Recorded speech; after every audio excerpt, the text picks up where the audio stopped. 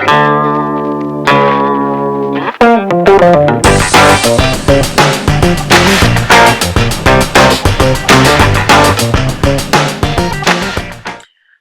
Ball, welcome to Birding Optics 101. We are doing an instructional video about birding optics. How are you doing today?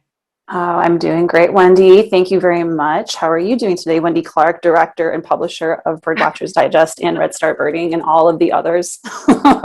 All the things. You know, we're leaving tomorrow for a birding tour in Asheville, North Carolina. I'm very excited about that. You're coming with me this time, so it's the two of us leading the tour with Ventures Birding. I'm very excited, but you know how it is the day before you're leaving on a big tour. There's so much to do, but it makes me very happy to spend some time with you recording this video and talking about optics, because I would rather be doing this than all the packing and loading and I have to do.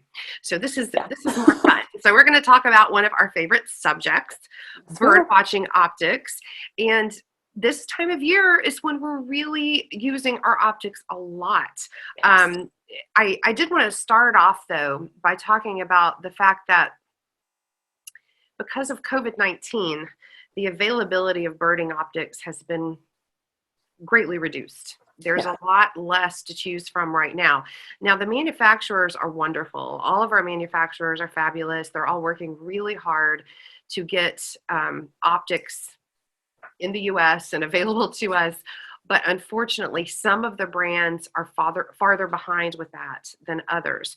So today, as we're talking about specific products that we're recommending, we certainly don't want to diss any of our favorite brands, but some of the brands we are not recommending today because you simply cannot get products from these companies, from certain companies, for months, 6 months or more. Other companies, you can get some products, but not all. So it's just a game right now it's an optics game, Kelly Ball, right now. It is an optics game. We are luckily well prepared to play it, hopefully. Yeah.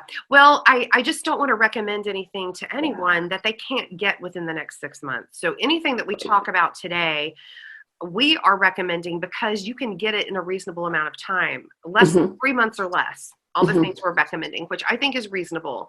And availability is important. If availability or ease of availability is not that important to whoever's listening and watching as a consumer, our website has all of it. But redstartbirding.com does tell you the time frame for shipping for every single item. It's listed. Yeah.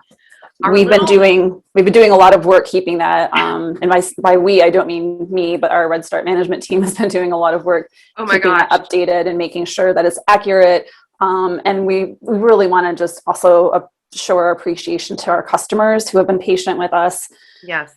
It's been kind of a slog, but it's just like so many other things right now. We're just, we're going with the flow, and hopefully things will level out pretty soon. Yeah, and I really, want to give a shout out to all those patient people, like you're saying, who have waited patiently and are getting their optics shipped to them. And for our manufacturers who are also working really hard to make sure that the optics are available for people to purchase. So that being said, we're going to get started and talk a little bit about, I thought we'd start with something new this time. I wanted to start by talking about our optics guide. Yes. And what a wonderful undertaking that is. Now, lest you think by hearing, oh, great, they're going to talk about a catalog. I mean, this is so much more than a promotional catalog. Kelly, tell people what this is all about, because I'm very excited about it. There's nothing else that exists like this on the market, and it is awesome. Yeah, that is not hyperbole either. So first of all, we curated for this particular edition for 2021, we curated topics. I worked with the Redstart management team, and we talked about what are the types of things that our customers are calling in and wanting to discuss when they're thinking about what to do, with an optics purchase. A lot of them just need very basic, 101, like what we're doing right now, what do the numbers mean, that kind of thing. So we talked about topics like that. They ran the gamut from what should you think about when you're upgrading your binoculars. So for example, the excellent Whitney Lanfranco at Leica, she wrote an awesome piece for us about how do you approach that. And she is by far one of the most qualified people to speak to that subject.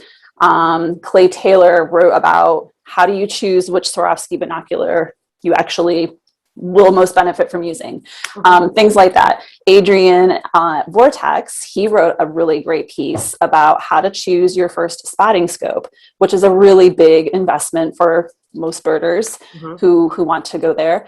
And it's that kind of thing that we really wanted to make it a tool. We didn't just want it to be a compendium of just, the specs that you can find anywhere. If you just search a website, you can get that information. Exactly. We really wanted to make this user-friendly and kind of evergreen so that, going forward in the future, people have that to refer to. If you have a friend who gets into birding, like, hey, there's this really nice resource that you can check out, and hopefully that'll help you, make your decision for a big expensive investment like getting binoculars. So right. One of my favorite articles in the optics guide is the one that our own Redstart Birding manager, Angela Anderson Beach, wrote, because she's talking about, she's the one that is the interface with the public with us most of the time. And when I say the public, I mean either by phone, email, at events. I'm doing more of that now, but Angie has the everyday interaction. And she wrote a piece on how to select, how to get started choosing your birding optics, which is a much more in-depth look at that than we're going to cover here on this video, but it's definitely worth a read. One thing I do want to say about the 2021 Redstart Birding Optics Guide is, number one, you can download it at redstartbirding.com, and number two, it's free. It's free. It is also a catalog in a sense, because it's going to tell you by brand, every single brand we sell, every single item we sell from every single brand, every single price, every single spec, every single specification, whether it's field of view or it doesn't matter what, all of those things are listed. So it's full of great content. It's full of great specs.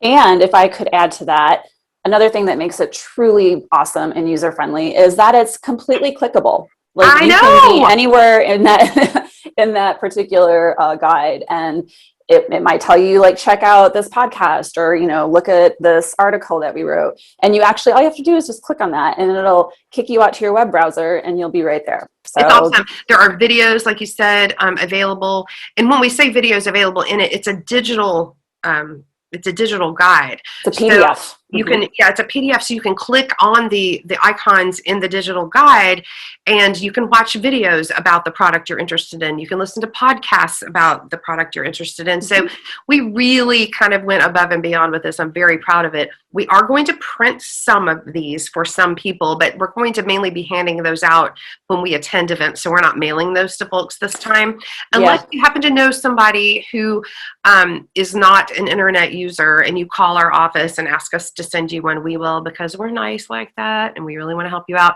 But we're really trying to be green. We're trying to save printing costs and all of that too. So you can download the PDF, redstartbirding.com.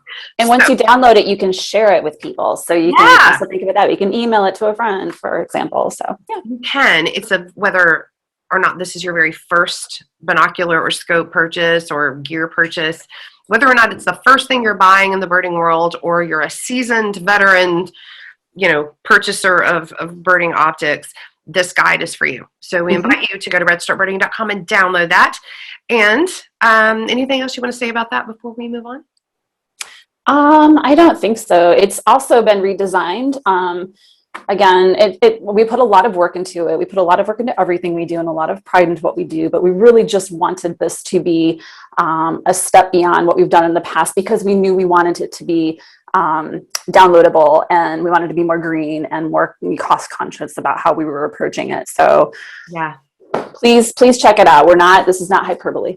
No, we are patting ourselves on the back, because we freaking love this thing, and we think you will too. And it's free, and it's for everyone. So don't say you never got nothing for free, because we're all right. Well, I thought, you and I have done other videos like this talking about birding optics. I thought it would be interesting today to kind of come at the subject of birdwatching optics from a little bit different angle, because you and I this year really have gotten into using spotting scopes in our our birding experience and our birding arsenal. And I know that you and I have both added a brand new spotting scope to our own weapons of birding this year. In fact, we're using the same scope, and there's a lot of reasons for that. But I thought we could talk a little bit about why we started using spotting scopes and what that experience has been like as kind of newer people getting into it. I'll kind of put you on the spot and ask you, how has it been getting familiar with a spotting scope, starting to use the scope in the field? How's that been for you? I gotta be honest, it hasn't really been that big of a deal. There's just something, yeah, I mean, it's been great, don't get me wrong, but it wasn't like, oh man, this is really complicated. Honestly, for me, the most complicated aspect of it is making sure that the mechanism, I'm not going to use all the right words for this, so excuse me, but the mechanism for making sure that the scope body is attached to the tripod. Yeah. So it's sort of a, trial and error thing. The plate, that sometimes can, if it's loose before I leave, I always try to make sure that I remember to check that. But actually just being in the field in the moment and birding with the scope has been pretty awesome. So I have been using a Kowa Prominar TSN 883. And it's one of those things, I was thinking about this before. I'm like, well, why do I like this so much? And I remembered, like, in college, I signed up for a credit card in like 1996, and I still use that same credit card. It's like, your gateway into something new is what you become loyal to. It's a loyalty factor thing. So, right. And it's a really, really, really good scope. I mean, all the bang for your buck spotting scopes that we sell, that's the one we recommend. If you're looking for the best scope at the best price, that is it. It is user-friendly for sure. Just because the fact that I was able to take it out and set it up, that I can speak to its user-friendliness is a testament to its user-friendliness. Right. I actually really first got acquainted with using it during a trip to Tennessee this past December for work. It was a fam trip. And I recorded myself on video. I didn't record myself, but my partner who was with me at the time did. And it took maybe a minute and a half for us to go out onto the dock. We were spotting a white pelican, and he had actually spotted it. And I said, well, let me get the scope on it. And I'm like, do this organically and take a video. So, we just kind of did it that way and played it out that way. And we posted it to, I think, our Instagram or Facebook or something. Yep. But I basically explain like what I'm doing and how I focus. And, it's just really intuitive, honestly. Right. Let me ask you this. Yeah. How does this enhance your birding experience? Because you're kind of transitioning from just using a binocular all the time and maybe looking through other people's scopes that are guiding you or that happen to be around. Now you're transitioning from looking through, like carrying a binocular and a scope. How does the scope enhance your birding experience? Well, obviously I'm going to get a much better, closer, more detailed look at what I'm looking at. It's also making me it's making me a little bit more mindful and thoughtful beforehand of where I'm going to go, and a little bit more organized about like, okay, if I'm going to be, we talked about this earlier, if I'm going to be in a like really wooded area, like I'm not going to want to lug a scope around, Right. And if I'm going to be along a shoreline, for example, the lack of it, definitely was apparent to me a couple of months ago. I was in Detroit and it was still pretty cold, and there were all these really cool wading ducks. And I was like, I wish I had my scope. I had my binoculars, did not have my scope, so that was like an immediate sort of like, okay. If you're really starting to notice like certain habitats are much better suited for scopes than others. Of course. I'm sure anybody who is an expert with the scope, I am not, and you are learning like I am, we would not necessarily bring a scope to every single birding outing, but we are learning which ones are more conducive for scoping birds. So yeah, we had also talked earlier too about how, some people maybe aren't going to be quite as inclined to take a trip right now or ever, or, maybe you've got limited mobility. You can set up your spotting scope. I mean, Wendy, you have a great story about how you first used a spotting scope in your home, right? When you were living in Lake Erie. Well, that's one thing that I wanted to mention. It is a little intimidating to be in the field with a scope because you have birds, unfortunately, normally don't sit still like they do in the field guide or on Come your on. field guide app. And if they would just sit still while I get that scope positioned, life would be so much easier, but they don't. However, when I first had a scope, my very first version of a spotting scope was years ago. I had a Vanguard scope, and Vanguard still sells optics. We're not a Vanguard dealer, but I'm going to give them a little shout out right here. It was a very, very, very entry level scope, and it's not actually one that I would even recommend, but I was learning how to do this, and it was given to me, and I'm like, all right, I'm going to do this. But my very first successful experience with the scope was in my dining room, because we had nesting bald eagles in my backyard when I lived on Lake Erie. Oh my gosh. Yeah, it was really cool. And I had college kids at the time. My children were sort of coming and going all the time from university. And in April, March and April, the eaglets were hatching. And I put that spotting scope out my dining room window, and every day, multiple times a day, whoever was in the house, whoever was walking around, took a look to see how the babies are doing. How's the mom and dad doing? We saw some cool things. We saw that the mother was on the nest, and the father bird was always circling, and there was a Cooper's hawk that would come in the yard, and like he was guarding and protecting, and we really started to watch bird behavior. So there was another, that was actually something else I did want to kind of just jump in and say. You really become so much more observant because you're more invested. You know, this tool that's sitting there, if you're using it from the home, like Wendy's describing, you know, you really become so just observational. I know that sounds very obvious. No, and I think the passion for birding really kicks in when you start observing bird behavior, at least for me. That's why it really started in my backyard. But back to the purpose of the scope. So I started there, and from there began taking it out by myself on outings, and just trying to get familiar. I would have been so embarrassed to use a spotting scope in front of other people because, you know, the bird's come and gone, and I'm still like trying to get the lens cap off. You know, that's how awkward I felt with it at first. And I wrote an article last year for our blog called My Scopophobia, and that one like had more downloads than any blog post, you know, I probably have ever done, because people really relate. I think it just seems so intimidating. If I can do it, anybody can do it, and that's my point. And I think, you know, you and I, as more on the beginner end, I wouldn't recommend, I would recommend getting really familiar with your binocular first. You know, your first few years of birding, really try to get out there and use this is your main tool. It's always your primary tool. But after a few years of using your binocular, you really start wishing you could see things a little bit closer and a little bit better. And there are times, like we said, when you wish you had a spotting scope. And if you're at that point, you're probably ready to start considering a scope purchase.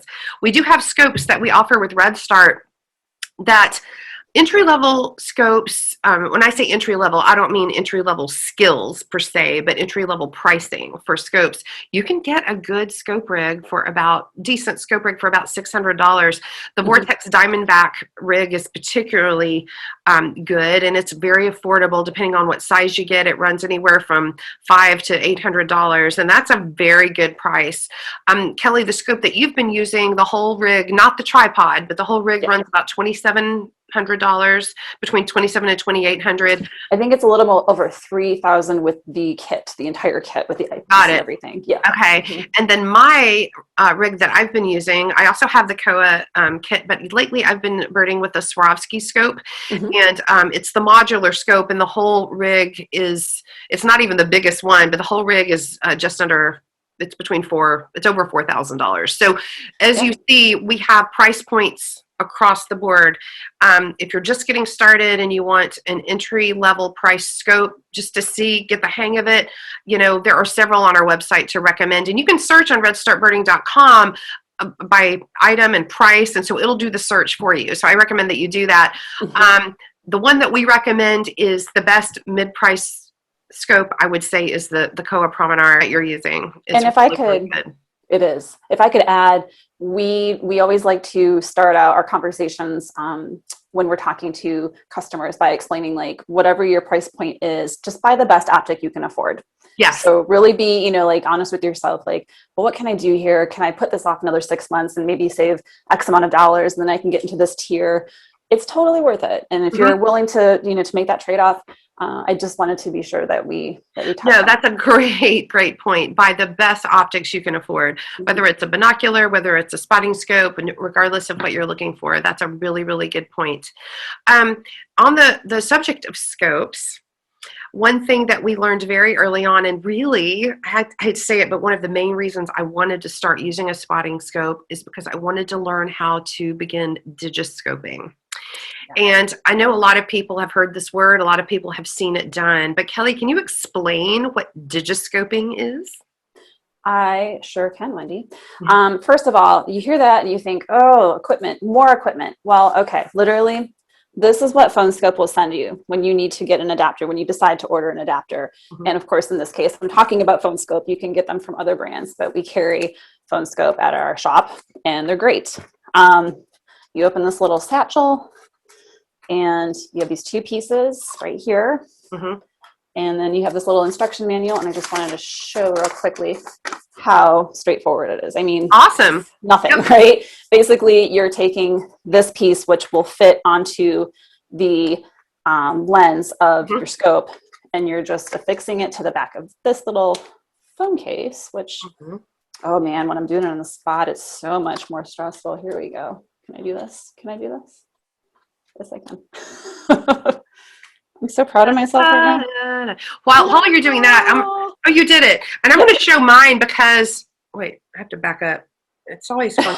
Yeah, put it in your face. Green screen. But I have my phone scope adapter on, but I've taken off the other pieces right now. And I take them off and on because it doesn't fit in my back pocket very well with the big thing on it. So I keep this on all the time as sort of my phone case, and then I add what you're showing right now. So that's one really great feature right there, is that it's so versatile, right? Like you don't have to keep this adapter on. And if you can see here at all in the video, these little bumpers, it's a really sturdy case. It's a nice case. So you get this and you download the app and have that on your phone. And when you're out in the field and maybe you focused in on something really cool, all you need to do is literally put this onto, I don't have my scope with me right now, but you just fit this onto your scope. And so you're actually looking at your phone screen. Your phone screen is showing you what your scope would be showing you if you're looking at it through your eye. And you have to have that app open, like I said, and you can actually start to use this to take imagery. And if you want to talk about enhancing the birding experience, I feel like this was like the missing piece that I didn't have for a while. Yeah. And now that I have it, so we have nesting barred owls right now. I'm going to try to calm down here and just get so excited thinking about them. But totally. Yes. I mean, the whole neighborhood, it's like every season, every spring, it just turns into this phenomenon, which is so wonderful and brings everyone together. But anyway, this year I have been able to take that down to the site where we know where the nest is. Right. And it's been so cool to be able to like really have that extra tool where not only am I able to see these birds better and more closely, but I can record what I'm seeing. And the thing that I realized a few weeks ago, maybe about a month ago, actually, the female came in with a squirrel.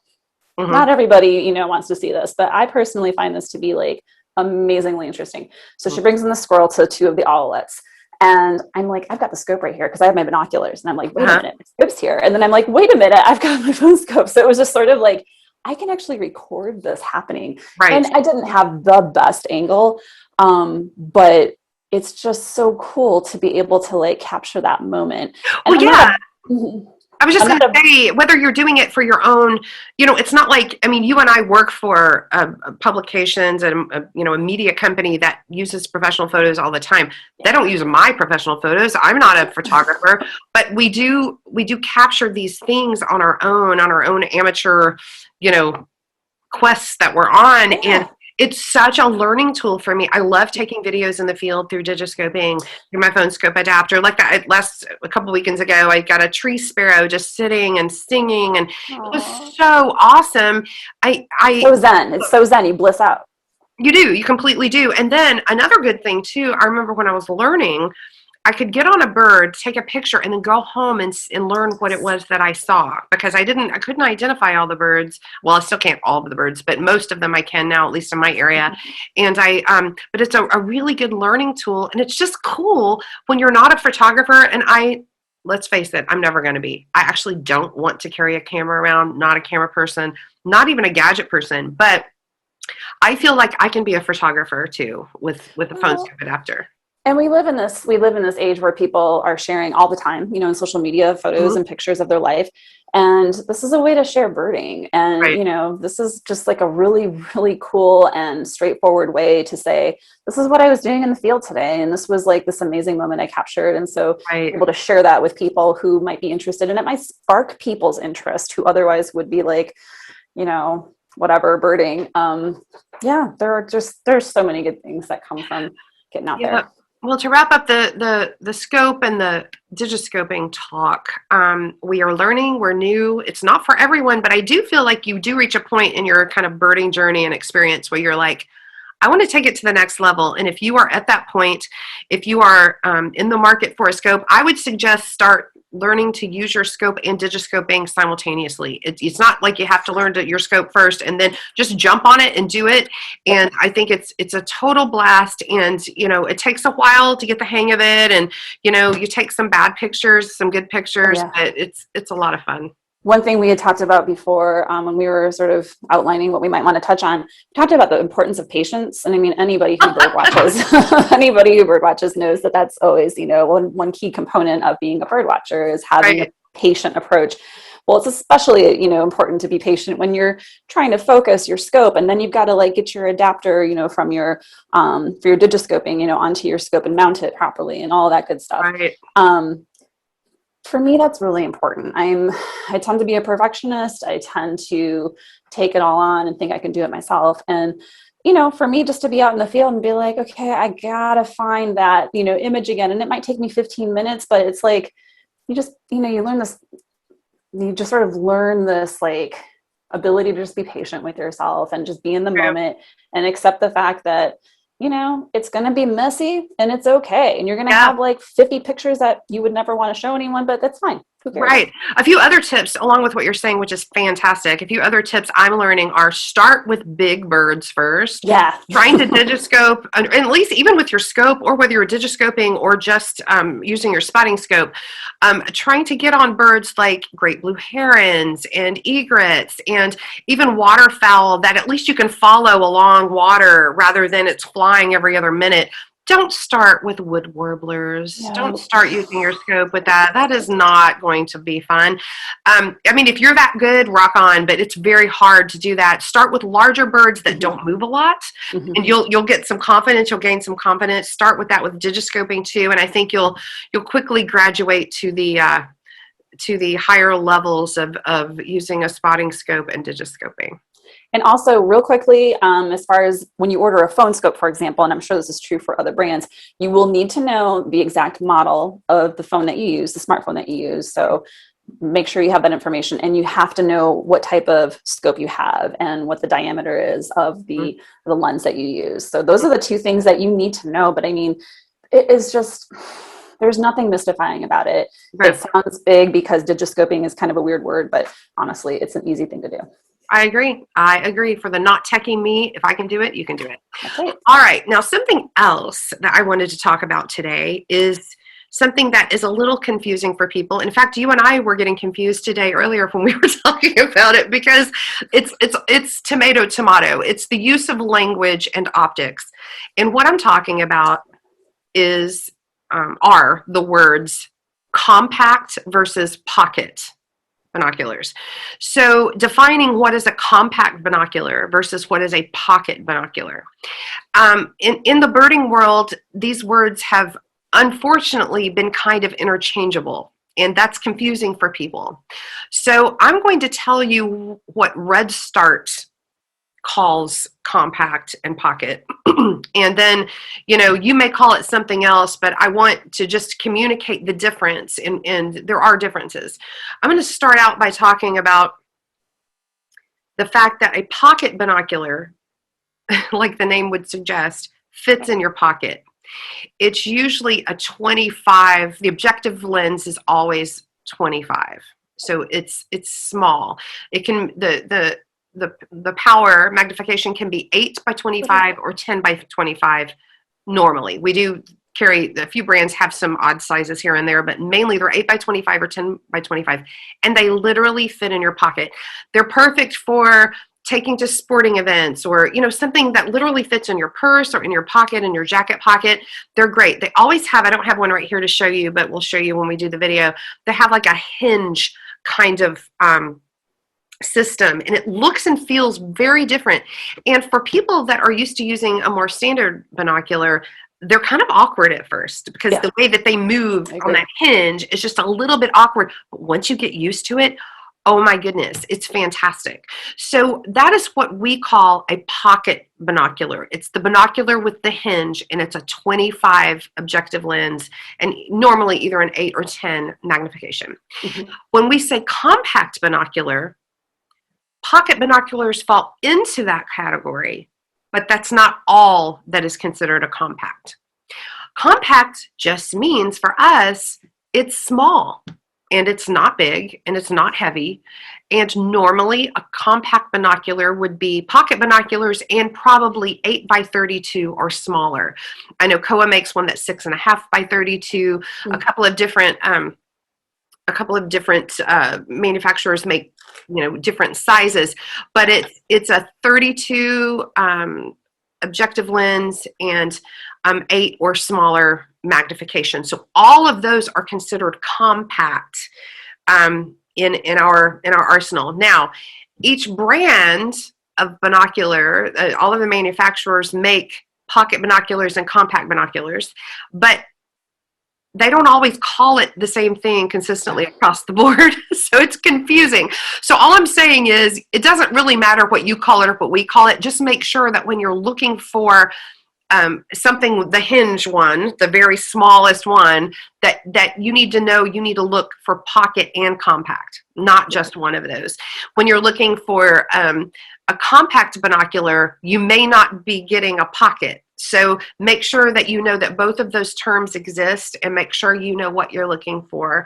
If it's 25 power, they're normally going to say pocket, and once in a while they say compact as well, because 8 by 32 is a standard size binocular. It's just on the smaller end of a normal size binocular. Wendy, that is a very helpful overview. I think that's just the kind of thing that I think a lot of our audience is going to be like, okay, I really appreciate getting, that lowdown. Well, we've seen such a surge in the interest with these, because I'm doing these Redstart on the road events, and I'm a lot more in touch with the public, with optics sales than I have been in past years, because we're actually out on the road. I'm selling optics literally out of my car, and people they'll say, well, what do you have in a compact binocular? And I'll say, well, do you mean a pocket binocular? Oh, yeah. And 99% of the time they're using the word compact, but they mean pocket. Manufacturers are calling pockets compacts, and compacts, and sometimes they're calling it pocket. So it's just kind of a hot mess, and we'll get to the bottom of it, but make sure if you're searching on your own that you look under pocket and compact. Great tips. Now, you have just begun getting familiar with pocket binoculars that we sell. What have you learned so far? Because this is like a whole deep dive into optics. It's not a primary optic. People don't start out with a pocket binocular. It's kind of it's what you have in addition to your arsenal. If you're a bird watcher and you really want to be watching birds, I'm not going to recommend, hey, get a pocket binocular. It's really for, am I jogging? Do I need one in my pocket? Do I want something when I'm hiking or when I'm canoeing or whatever? It's really something for being on the go when you want something that you almost forget you even have on your person. So talk a little bit about what brands make pocket binoculars. Well, if you are interested in getting a higher end brand, you are absolutely in luck. We have some really great optics manufacturers that we carry in our store. So you might have been familiar already with Zeiss Terra. So there's a Zeiss Terra pocket binocular. So Zeiss has those, and Zeiss, of course, you almost can't get anything better than that. Leica has a Trinivid, And that is also an amazing pocket binocular. Mm-hmm. And Kowa makes a BD pocket binocular. And of course, I have some Kowa allegiance because of the scope that I use. And I often recommend Kowa BDs, the regular binoculars, to beginner birders. You can almost find no better value for your buck. I agree. To get and started. so the three that Kelly just mentioned, the Zeiss Terra, the Kowa BD, and the Leica Trinivid are all under $1,000. So those are all pocket binoculars that are very well made that are under $1,000. Now, there are higher end ones made by those same manufacturers and others. So Swarovski makes a pocket that's fantastic that is higher than that. The Victory SF line by Zeiss also makes a pocket, but that's, again, a higher price. Just know that you can pay all across the board for a pocket binocular just like you can a standard size. But I all the ones that we just mentioned, I think you can get right now. I mean, we should be able to ship all of those. So if you're interested in a pocket, those are more readily available, I believe. And if you're wondering, so okay, how do I go from here? There are these three models that you just talked about, these brands and models. That's when you really do want to try before you buy, if you are able to. Just getting the experience, having them in the hand. You may like the body armor of one brand versus another. Mm-hmm. There's something with Leica. They have, they call it the perfect color neutrality. So their glass provides this perfect color neutrality experience. Rather than sort of the bluish or the green yellow peaks that you get with some of the other brands that are, the higher quality brands. So little things like that, like we can't possibly know that on someone's behalf. It really comes down to the individual trying something out for themselves and saying to themselves, if you have a size 9 foot and you try on a pair of size 9 shoes, it's not going to fit you every time. So you could have 3 people that wear the same size shoe and they're all going to go for a different brand of shoe because it's all about what fits you. And optics are definitely that. I'm going to talk about the compact binoculars that we sell because this is the golden age of 8x32 binoculars and smaller. I am so happy that all of my favorite optics brands are coming out with 8x32s because that's my favorite size to use. And Kelly, I know you're a longtime 8x32 user as well. 8x32s are, we're calling compact, but they're also a standard size. They're the small end of a standard size binocular. In a compact binocular, 8x32, some of the benefits of using an 8x32 are this. Like Kelly was mentioning earlier, if you're doing a lot of scanning, the objective lens at a 32 is going to let in a lot more light and a little more field of view normally. And you can compare specs, and it's not that way across the board. But normally an 8x32 is going to give you lots of light, and the 8 magnification is good. But if you're birding in a very leafed out condition, let's say, we're heading into spring warbler migration here in the northeastern United States. I'm going to be doing a lot of birding in wooded areas and densely leafed out areas.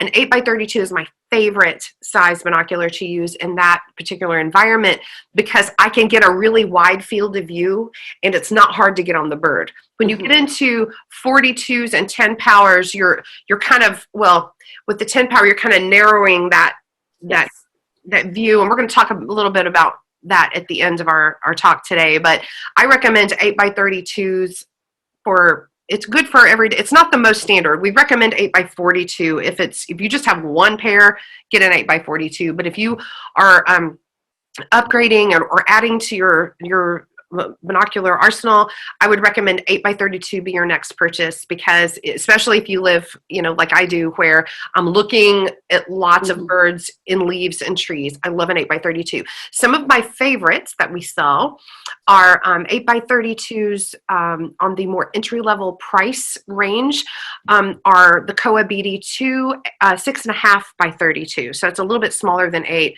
I freaking love this binocular, and I keep selling it and selling it and selling it because I haven't tried the 6.5. So what is different about that? It just must be the magnification. It's just the difference in magnification, but it's so small. Yeah. I mean, you honestly, again, that's why I'm calling this compact.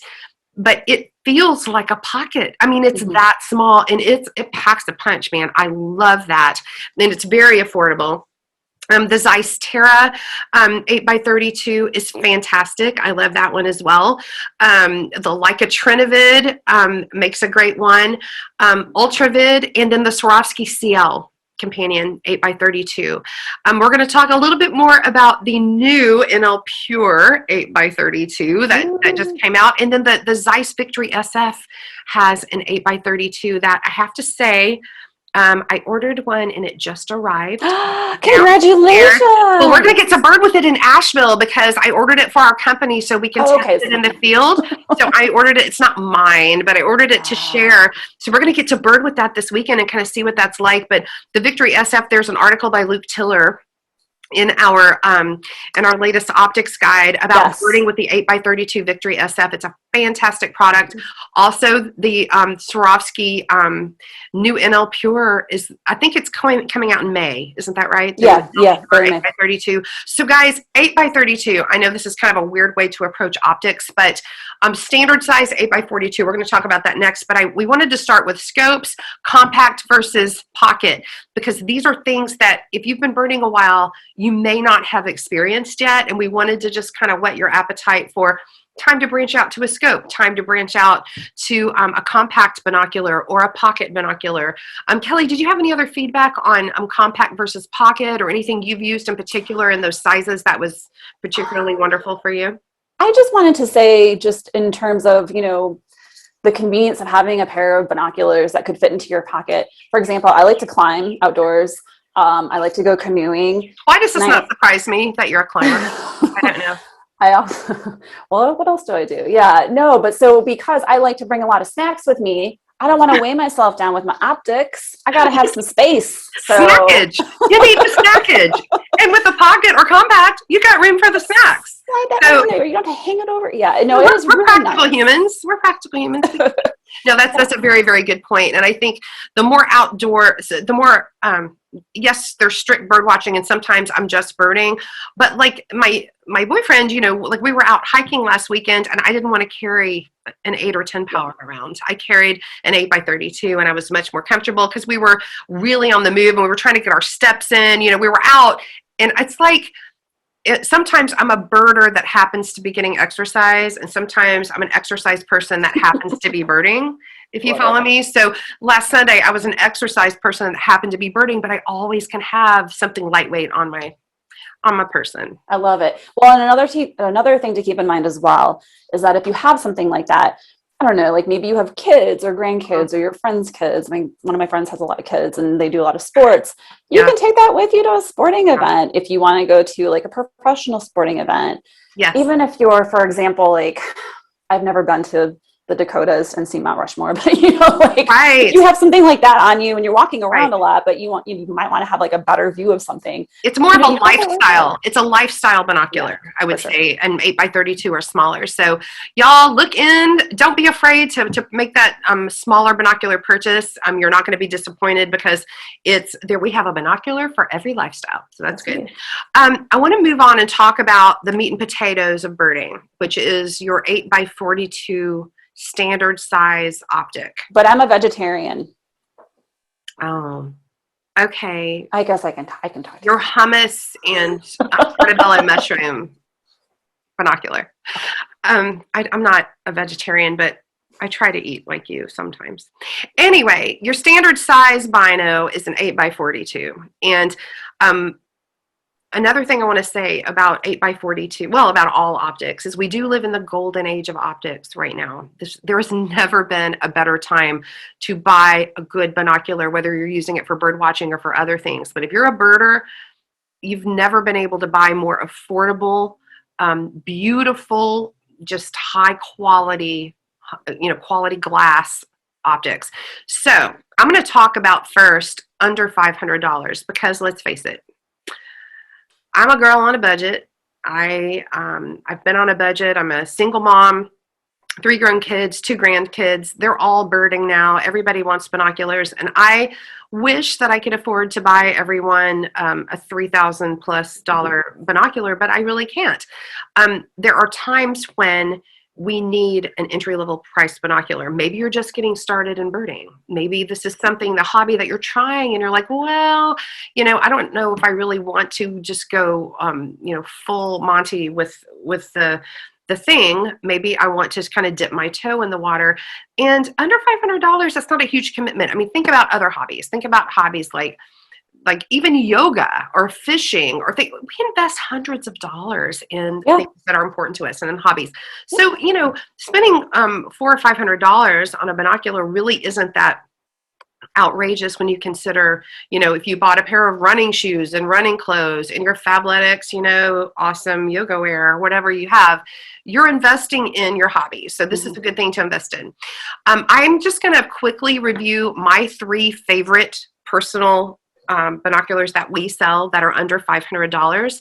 I'm going to start with what I mentioned before, the Kowa BD2. In all sizes, comes under $500, and it's fantastic. The Zeiss Terra binocular, which I happen to have right here in my hot little hand. I'm at the office today, and I have a Zeiss Terra. They kind of revolutionized the market when they came out with this binocular. I think it's been maybe 6 or 7 years ago now. It's been a while, but this is, I've been birding with that all morning. I've had it with me and right beside me. And I have to say, there are some days I really love being the owner of an optics company because I get to try all the different optics all the time. But you guys, I don't always go for the highest price thing. Like, I use all of them because we want to make sure that everything we're selling is something that we would use ourselves. And I'm proud to say that we do use them. But the Zeiss Terra is fantastic. It comes in just under $500. And then the whole Opticron Discovery WP series. Now, this is not something I was personally familiar with until pretty recently. We just got some Opticron demos in. I love the Opticron Discovery WP series. There are all different sizes. I mean, 8x32, 10x32, 8x42, 10x42. There's a 10x50. They come in all sizes, but it's kind of bang for your buck. It's a really good binocular for a very affordable price. So I recommend Kowa BD2, Zeiss Terra, and Opticron Discovery WP series in all sizes. Kelly is going to tell us a little bit about the next tier. So there are really 3 tiers of pricing with optics. I started at entry, and you're going to take us to the mid-level. So earlier, I think we touched on buy the best optics that you can afford. So maybe you can push yourself a little bit beyond the range that Wendy was just talking about. And if you can't, you can still get a fantastic binocular. Please do not get me wrong. But if you're able to invest a little bit more, it's definitely worth your while to consider any of these binoculars. Again, sometimes it's like, how much does this retail for if we're out in the field trying these things out? And it's like, and that one's around the $800 range. Steiner is not a name that rings a bell to a lot of bird watchers, but anyone that's ever been connected to the military will recognize it because Steiner makes optics for every branch of the military, and they're the main provider for optics that our wonderful armed forces folks are using. And they're very well armored because they are taken in all kinds of situations, and they're fantastic. I'm really hard on optics. I'm hard on everything because I do everything super fast. I approach life. I was about to say, like, I do that too. Yeah, I know, you and I are the same, but I think, oh my gosh, Steiner looks so solid, and I'm not going to be able to hurt that. So, it's a really good one. Yeah. Another really good consideration to make in the same price range is the Leica Trinivid. Leica, again, renowned for their glass and a great brand. I am actually looking forward to trying this one out when we are in Asheville. I haven't had a lot of experience with it quite yet in the field, but like Wendy was saying, one of the perks of being able to work for a company like this is being able to try out all these awesome products. Yeah. And my very first binocular was an Eagle Optics Ranger, and Bill Thompson bought that for me because I was going on a birding tour and I didn't have a good binocular, and he bought me, was kind enough to buy me an Eagle Optics Ranger, which I bet 90% of anybody that's been birding more than 5 years listening to this call was like, my first binocular was an Eagle Optics Ranger too. Yeah. Because that was just kind of the standard entry level optic for a long time, and Eagle Optics was a great company. One thing that I forgot to add to this list, Kelly, because I put this list together for us and we were talking about it earlier today, but probably the #1 selling binocular under $1,200 that we sell, both at Redstart on the road when I'm out in the field and when people try them, and when they call in, is the Zeiss Conquest. And I forgot to put it in this list. But that I sell more Zeiss Conquest for a mid-range binocular than anything else, because it's, once people get it in their hand, it's so smooth. The focus wheel is smooth. The adjustment is smooth. The brightness is great. Everything about it, people just like the way it feels. And that's probably my #1 pick in that price range, other than the Swarovski Seal Companion. That's a pretty close second. But any of these, the Trinivid is great for like butterfly watching and things like that. Their close focus is really good on the Trinivid. So, I mean, all of these things, it's like, oh, getting to choose between designers, you know, it's just really awesome. They're all really good. But like Kelly said, the Steiner, the Swarovski Seal Companion, the Leica Trinivid, and the Zeiss Conquest are all fantastic for mid-priced. Yep. Let's talk now about the Big Mac daddy of all binoculars. Let's talk about the high end. Do people say Cadillac version anymore? I don't think they do. I think that's like a thing from the 80s. It's a Tesla. Yeah. It's the Ferrari of bird watching optics. So I'm going to let you start and tell me what high-end optics you have used and what do you love about them? I mean, it's kind of like, again, it's like choosing between best and best and best, because the three titans, Swarovski, Leica, and Zeiss all make a fantastic high-end binocular, but I'm going to let you start. It's so true. Yeah. To your point, it is all about the user preference. Sometimes it's what you used, first versus what you were introduced to later. Zeiss Victory Sf. I'm sure that if you've ever held a high-end binocular and it was a Zeiss Victory Sf, you've not forgotten it. It is an amazing binocular. SF stands for sharp focus, and it absolutely is the case that you will get an amazing view of anything you are looking at if you have a pair of these babies. And they are, you might need to help me with how to describe this. They're sort of ergonomically designed so that the balance, like the balance of the weight of the binocular tips back towards you, just like in a way where you're not feeling the burden of a heavier binocular, which is to say, for that price point, I think that's probably the most comfortable binocular that I've held. Oh, I agree. And just echoing what you're saying about the comfort level with it, I am not a fan personally of using a 10 power just because I don't like the big bulky binocular.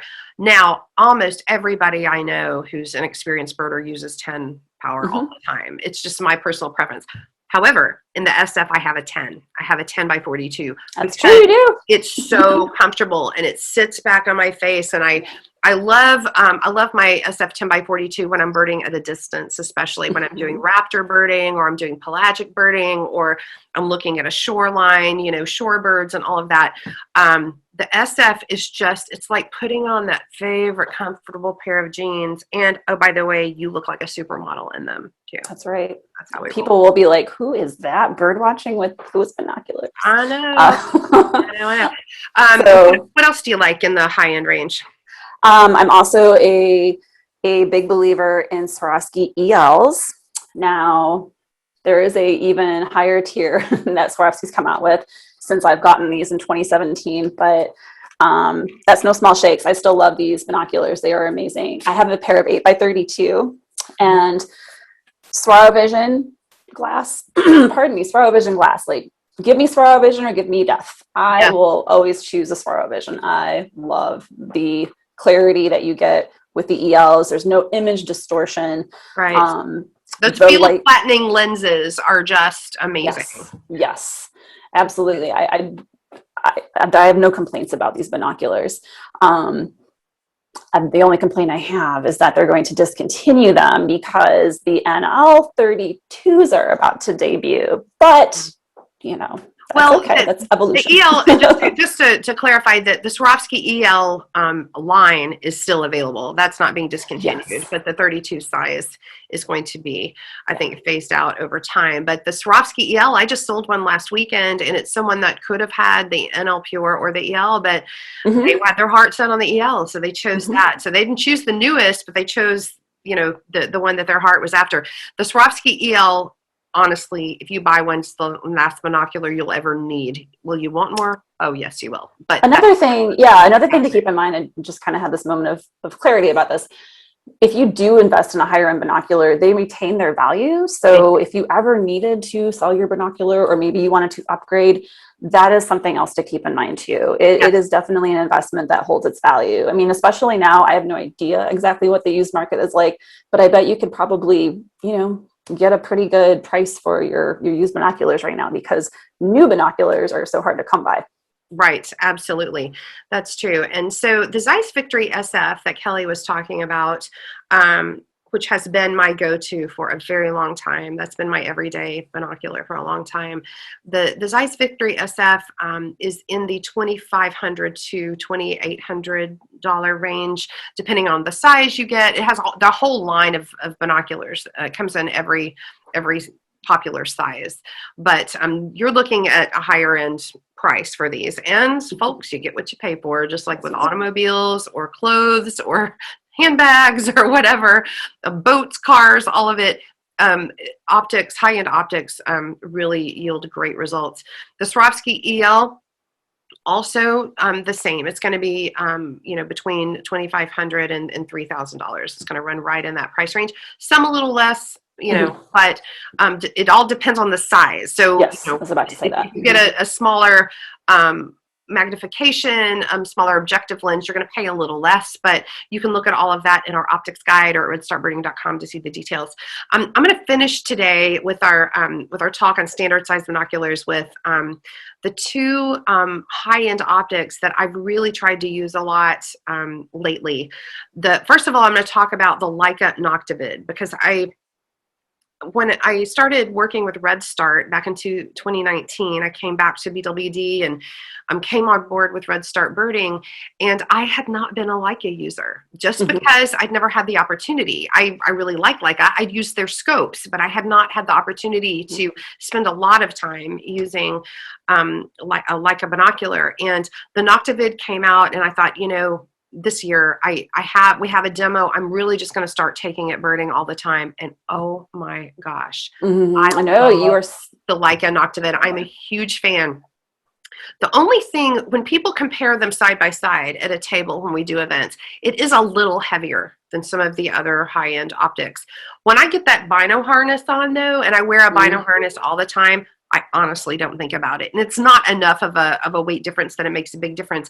And the view I get compensates so much for any additional ounces that it might be. But I get such a bright view from the Leica Noctivid, and it was created to bird in low light conditions. And I'm birding a lot, especially winter birding, and when I'm birding early in the morning, at dusk, in the afternoons, that is when that particular binocular shines, literally, because it picks up. It was designed to pick up that light and bring it in, and really give you a much brighter view in an otherwise dimly lit environment. So, Leica Noctivid, that is in the $2,800 to $3,000 range. It's the high end of the high end. It's very, very good, but it's worth every penny. And I'm going to close today with our brand new NL Pure. And this just came out last fall. It's the hottest thing on the market right now. And fortunately, we just got ours. So we have a demo now of the NL Pure, and I can bird with it. I've been birding with it nonstop well, I take that back, because I really have had the Terras in my hand all day, but I birded all the past 3 weekends. I've birded with the NL Pure, and it is revolutionary. It's hard to describe the difference. I really didn't think they could improve on the EL, but they did. The way it's shaped, it has a kind of a concave, and not to sound sexist here, but it really is shaped like a woman's body. Like, you hold the barrel, and it's so comfortable in your hands. Your hands fit beautifully around it. Everything about it is smooth.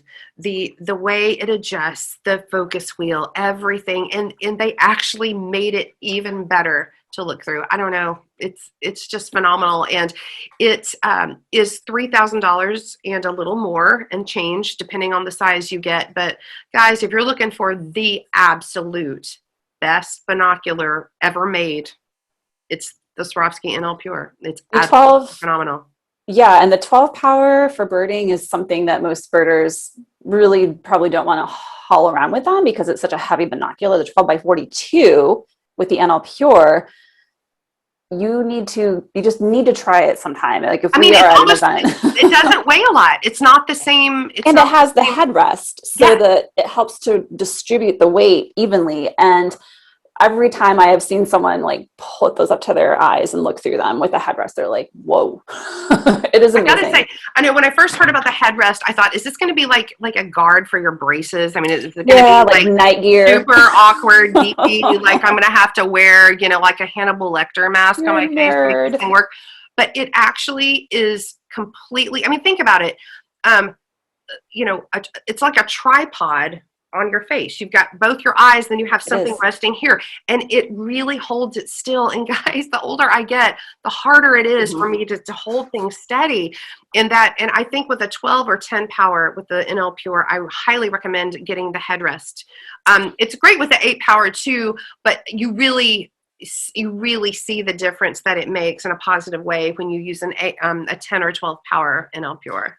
And just really quickly too, if you are sort of on the fence between the EL and the NL, if you want a wider field of view, you need to go with the NL. Yeah. It's just as simple as that. Yeah, and I've never, ever wanted to use a 12 power before, but when I can afford it, I'm going to get one in this one, because I think everyone in our company is. Yes. Yeah. I mean, I was just like, it was really like a moment when I first looked through that thing. So we really recommend the NL Pure if you're looking for the best of the best of the best, and try the 12 power. I mean, if you already have like 3 other binoculars that are 8 by 42, I just recommend that you branch out a little. Try a 10, try a 12, because you have the option to get the headrest, and the field of view is so good, and they've really made it where it's not too heavy. It's not as heavy as a 12 in other brands, or even in the EL. So it's good. Kelly, we've covered so much about brands and birding optics. We covered scopes. We've covered digiscoping. We covered compact versus pocket. Let's talk about what those blasted numbers mean with the optics, and how, since this is Birding Optics 101, let's talk about how do you use your binocular. First of all, what do the numbers mean? And then how do we apply them to our birding experience? Yeah, I think earlier you used an analogy that I actually am going to borrow here. I really liked it. So the first number that you're going to have in your 2-number sort of code for any pair of binoculars is the power of the binocular. So for example, we talked a lot about 8 by 32s. So you're seeing 8 times closer the object that you're viewing when you're using something with an 8 power on it. And those can be preferable in instances or conditions where you just really want to have like a casual scan and you're not interested in getting like, crazy close to something. 10 power, you're going to have some more power, right? You're going to have it 10 times closer versus 8 times closer. And that might be preferable if you want to really hone in on a certain object. So that's kind of the breakdown of the first number. Okay. The second number is your objective lens number. And as a general rule, you're going to have better light distribution, better color resolution, the higher that number is. However, your trade-off is going to be the weight of your binoculars. So for example, like Wendy was saying, she likes to have the 10 by 42s, her Victory Sf, her Zeiss Victory Sf 10 by 42s. But those are going to be a little more heavier than, for example, if you're birding with like your 8 by 32s that you like to have with you. One thing to keep in mind is that if you want to have a few different binoculars for different scenarios, like if you are concerned about the weight, you can definitely try out the harness, the binocular harness, the Bino harness, right? Bino harness. That can really help with weight distribution and giving you some relief from that neck strain. Yeah.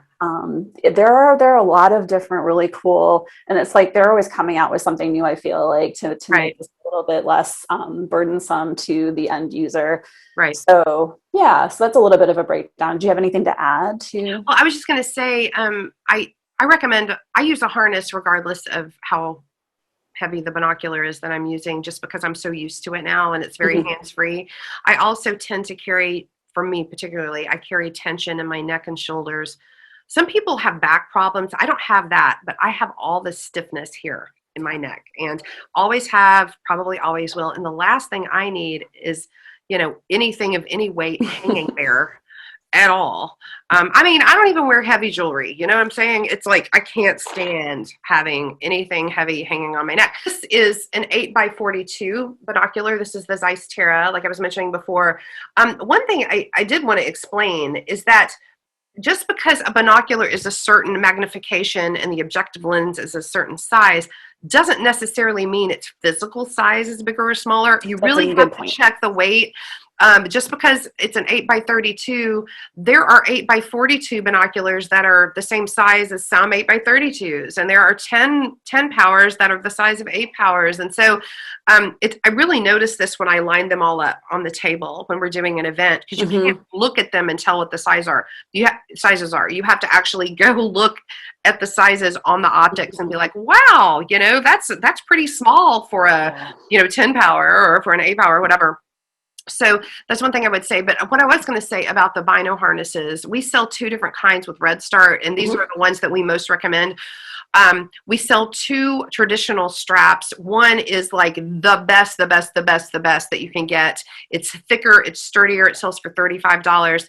We sell, and these can be used on any binocular, so they're transferable. We also sell a $25 strap, which is the one I have on all of my optics. I just transfer that one to all the different optics, and I've had it for 10 years. It works great. We also sell an RYO light harness, which actually is about the thickness of a shoestring. It's not thick, and it doesn't feel like, you know, you're wearing suspenders like the other ones do. It's very thin and it's very lightweight. And those sell for, I believe, $19.99 with Redstart Birding, and any of those would help evenly distribute that weight of any size binocular. And I almost always end up selling a harness every time I sell a binocular. Now, all of the binoculars come with a strap, and they're all very good. All the manufacturers make good straps. But if you're going to be birding for any length of time and you want to really relieve that stress from your neck, I highly recommend a harness. That's true. Definitely a good Is there any other gear that you like in particular that we sell? Because we don't sell that many things other than optics, but there's a reason we sell the things we do, because they're awesome. What are some things that you can't live without in the field? So I'm a huge insect shield scarf wearer. I wear that when I'm gardening almost all the time in the summertime. Wendy always likes to say that mosquitoes love her, and I'm sure they love me just as much. If I'm not wearing one of those, I mean, it's literally like you can take it off and you can see the mosquitoes coming in, you know, like whatever it is that they use for that. And it's not a like a harmful chemical, like, you know, it doesn't a lot of people smell at all. It has no odor. And you can actually wash those scarves. I want to say it's up to 70 times. Yeah. And they will still retain that sort of, that shield, so to speak, against mosquitoes and other. Oh, by the way, they're beautiful too. We have these gorgeous colors.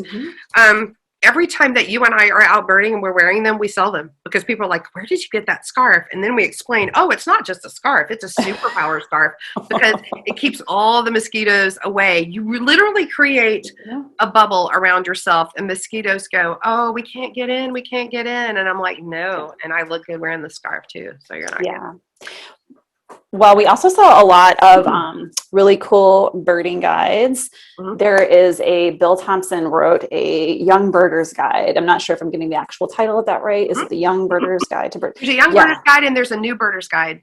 The Young Birders Guide. I actually think that's a really good tool for anyone at any age. It's, you know, he was just such a master of language anyway, but just being able to speak very plainly and, Yep. without a lot of like rigmarole and, Yep. techie stuff, Hmm. just, laying it out there for new birders, what you need to keep in mind, and really great tips for like, did you know type tips for every like common backyard species. I So love it. I love that book. The thing about that one too, a lot of people don't know the the way that this progressed, but he wrote the Young Birders Guide. It went into print again for the second time. They kind of redid it, and so many adults were using the Young Birders Guide that he actually rewrote the book and called it the New Birders Guide for adults. So it's basically the same book, only written for adults, because I was using the Young Birders Guide, Yeah. 45 years old, because I was a new birder and really trying to learn that. So we have the New Birders Guide for newer birders who are adults. We have the Young Birders Guide for young birders. Then we have a whole booklet series that's fantastic. You might want to check out. We also have tick gators, which are these things that go on your legs that keep the ticks away. You strap them on your legs. Like, they remind me of when my kids played soccer when they were little and they had to put the shin guards on. They're like that, only they're to keep the ticks away. And if you have ever birded in a ticky area, that's no joke. I mean, you really do want to keep them off of you, because they start down there and they crawl up you. Ooh, and we don't like ticks. We don't like ticks. Say no more. Get those. Yeah, definitely. And we sell water bottles. We have a lot of things on our website that We are also sell the phone scope case that I was talking about earlier, and you also need to order an adapter that fits your particular spotting scope model. Yep. Definitely worth the investment as well, and it's a small investment for what it does as far as paying dividends in enhancing your experience using your scope. Right. We'll close today with just a couple of things that are that pertain to you who are watching and listening. If you are watching this because you're connected with a birding event and we are your optics retailer, and we have several of those coming up this season where we're going to be selling at your event, you get a 5% discount if you purchase anything through that event through Redstart. So you're going to get a 5% discount. Also, if you sign up for an appointment at one of our Redstart on the road events, which you can go to redstartbirding.com and find out if we're going to be in your neck of the woods this year, you also get a 5% discount. We also, in addition to the 5% we're giving our customers, we also give 5% back to the birding event, the local bird club. For every single one of these things, we're giving our customer 5%, and we're giving the local bird club or conservation organization or Audubon group, whoever's sponsoring your event, we're giving them 5% as well, because we really wish we could write huge checks for conservation. We really can't, but this is something small that we can do to kind of help give back to conservation and birding education and all of that. And we also really want to thank you for shopping with us and offering you that 5% discount. So please find out. There's usually, if you have a birding event that you're attending and we are your retailer, there is usually a code associated with that you can enter when you call or online. And all you have to do is enter that code, and it automatically deducts 5% from everything you buy from Redstart Birding. So, and it can add up. Yeah. I mean, it really does. If you're on a budget and maybe that 5% can push you into your next echelon, it's something to think about. That's true. Got to be strategic. Awesome. Yes. And you can also call anytime. You can call our toll-free number at Redstart Birding. It's on our site, and you can, talk to a consultant. We really want to get you in the optics that are right for you. Yep. Whether that's a higher end optic, or whether you're just starting out, you don't have a big budget, we want you to get the best binoculars you can afford. Like Kelly said. Any words of wisdom as we close, Kelly Ball? One tip I think is really useful to keep in mind: if you are fortunate enough to be able to attend one of our Redstart on the road events and you're able to get an appointment, the more prepared you are, and if you've done a little bit of research ahead of time, that can really help us to narrow in and hone in on what you need. And that's not to say that we, of course, are not there to help you to narrow down and hone in. If you are coming out and you're not really sure what you're doing, but sometimes if you're able to bring that kind of information in from the get-go, it can just make everything go a little faster. And that's great. Yeah. Wise words. And lastly, let me say that we have a 30-day return policy, no questions asked. If you want to try 3 binoculars and return 2, You can buy 3 and ship 2 back, and we'll refund you. Also, every single manufacturer that we work with has fantastic lifetime warranties. They all do. They're all a little bit different, but they're all really good. And we don't work with any optics companies that don't have fantastic warranties. So again, if you happen to, Kelly and I have both been very hard on optics, and we both had to have optics repaired, replaced, all of that. All of our manufacturers are fantastic about that, and we can help you with that. So again, we stand behind our products. We only sell products that we use, and we love birding optics, but mostly we want you to have the best experience you can have when you're out birding, see birds clearly, and really just kind of sink into that tool that you have. If you're ready for a spotting scope, might be time to try. So get out there and check it out. I wanted to add too, if you wouldn't mind, I think that what can be really important to remember that can set a small company like ours apart from ordering from Amazon, ordering from a big box store. You may get your optics faster or a little bit faster, but you're not going to have the commitment to the experience. You're not going to have the, the connection to us. We are bird watchers, and we know these optics because we use them in the field. We're not just like, someone behind a counter who is like, I have no idea what you're talking about. And not to say that there are knowledgeable people who work in these stores. Well, no, but like you could buy optics at some place like, I'm name dropping, but like Cabela's or someplace like that. But those people probably, I don't want to speak for everyone, but they may not be birders. They might be hunters, but they're not going to be birders. We are all birders, and we sell optics that are really designed for birding use. And we're going to steer you in the right direction. We're going to hook you up, and we are going to be there for you. We have that return policy that is unrivaled. So if we haven't convinced you already, I don't know what else to say. Well, you may not be in the market for it, but if not, put it on your bucket list. We really hope to see you out there birding.